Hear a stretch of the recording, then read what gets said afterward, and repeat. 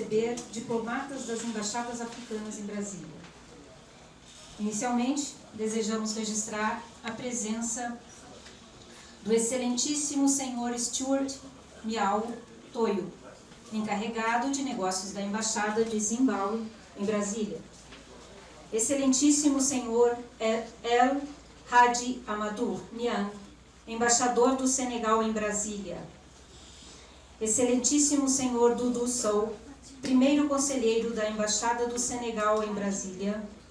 Excelentíssimo senhor Luiz Olegaro Sanches, encarregado de negócios da Embaixada de Cabo Verde. Senhor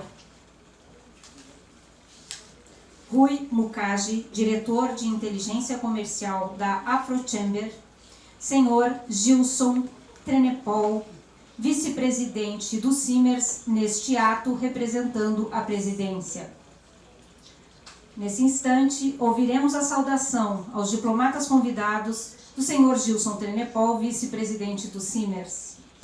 Desejamos a todos que sejam bem-vindos e compartilhem conosco as nossas empresas, dos nossos negócios, das nossas máquinas, e que nós possamos, o nosso sonho, nosso trabalho, o trabalho do Brasil, em conjunto com os senhores, levar o alimento mais facilmente às pessoas que estão, de uma forma ou de outra, necessitando dele.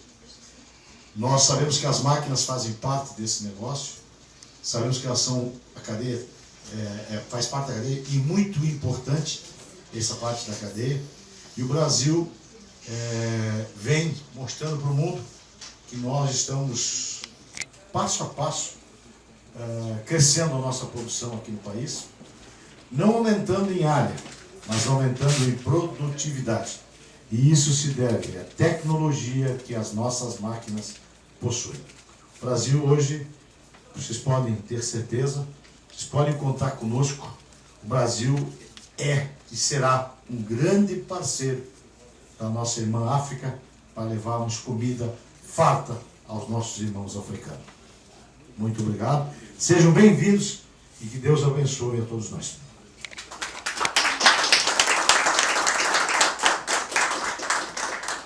Obrigado ao senhor Gilson. Nós gostaríamos de registrar a chegada do senhor Otzodile Shubani, representante do Botswana. O convite que nos foi feito pelos próprios companheiros do Simers, mas mais do que isso, pela necessidade de podermos interagir com os senhores. Alguns até já tive a oportunidade de conhecer em outras jornadas de trabalho. E o que nós pretendemos aqui, na verdade, hoje, é estabelecer rapidamente um panorama que nos dê um contexto em que possamos frutificar a nossa relação de trabalho, a aproximação comercial, para exatamente promover o objetivo comum, que é o desenvolvimento da agricultura na África. A rigor, a gente vai tentar falar a partir de um roteiro, apenas para que a gente não fuja muito do tema. Eu pediria, então, que, à medida que os senhores têm alguma dúvida, registrassem, para que, ao final da apresentação, a gente pudesse estabelecer o diálogo necessário. Então, a gente começaria aqui. Eu acho que a grande questão que nos traz até aqui são os conflitos que nós enfrentamos hoje em relação a esses temas. Como nós podemos aprimorar e aperfeiçoar a função de produção de produtos agrícolas para atender a demanda por alimentos e matéria-prima da indústria, versus a redução da pobreza, o consumo, a demanda por esses mesmos produtos. Comunga dos interesses comuns que temos no hemisfério sul. E aí eu destaco essa relação de cooperação que se estabelece agora. Agora nos mostrou, coisa de 3 anos atrás, se olharmos as estatísticas de estoque mundiais de passagem, a grande quantidade de milho que os Estados Unidos hoje usa como fonte de energia. Fala-se em 815 milhões de pessoas passando fome no mundo cronicamente. Falta comida cronicamente. E que isso nos remete a uma relação aritmética da ordem de 5. É uma questão que tem que ficar muito clara. É preciso que os países, de uma forma muito correta, concreta, se autodetermine no que se refere à soberania alimentar. Então, fundamentalmente, o que a gente quer dizer?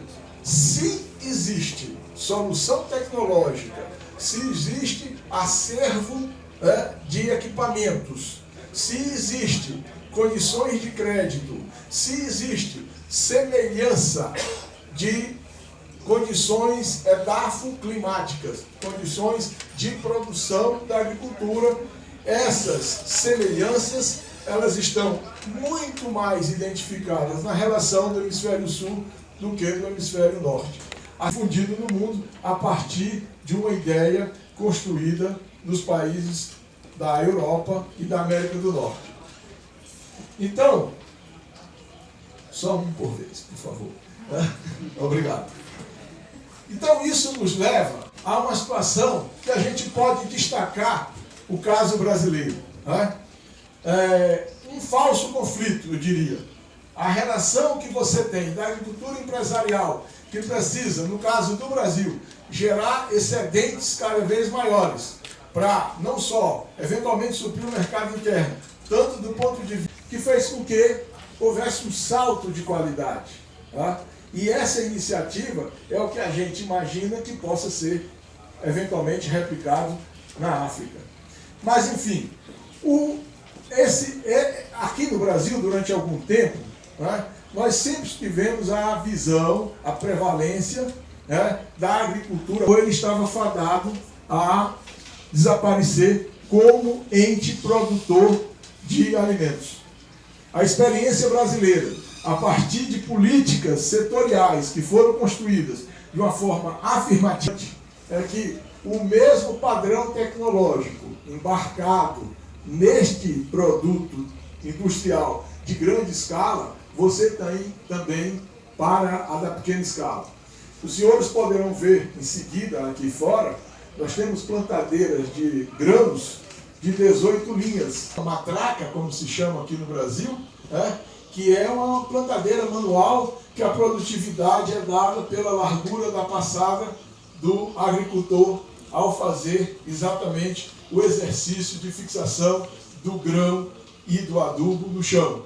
Então, o crescimento da agricultura familiar é uma linha de crédito que anualmente é renovada para os agricultores familiares, que representa atualmente o agricultor familiar. Isso são especificidades da política que, naturalmente, a gente depois pode discutir sobre elas ou passar mais informações. Mas, para além do PRONAF, nós temos outras políticas afirmativas que distinguem o agricultor familiar.